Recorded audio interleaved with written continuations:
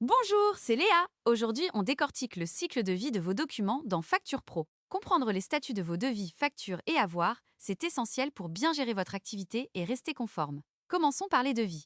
Un nouveau devis démarre en brouillon. Vous pouvez le modifier autant que vous voulez. Dès que vous l'envoyez au client, il passe en envoyé. Ensuite, tout dépend de la réponse du client. S'il valide, le devis passe en accepté. S'il refuse, il passe en rejeté. Et s'il ne répond pas avant la date de fin de validité, il bascule tout seul en expiré. Il existe aussi un cas intermédiaire. Via la page de signature électronique, le client peut accepter certaines lignes, en refuser d'autres et laisser un commentaire.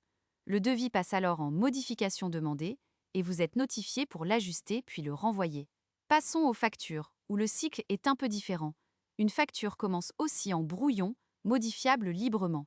Mais dès que vous l'envoyez, elle passe en envoyé et devient définitive, elle ne peut plus être modifiée.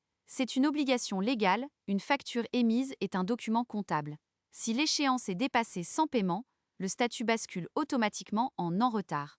C'est à ce moment-là que vos relances automatiques peuvent se déclencher, si vous les avez configurées. Quand le règlement arrive, la facture passe en payé.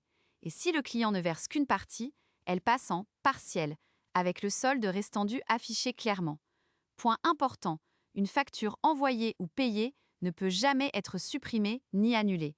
La seule façon de la corriger, c'est d'émettre un avoir. C'est la loi, et Facture Pro l'applique pour vous. Justement, les avoirs ont leur propre cycle.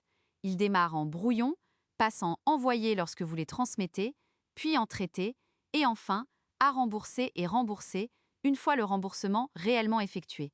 Voilà pour le cycle de vie des documents. Dans la prochaine vidéo, on verra les boutons d'action intelligents qui s'adaptent automatiquement au statut de chaque document. À très bientôt!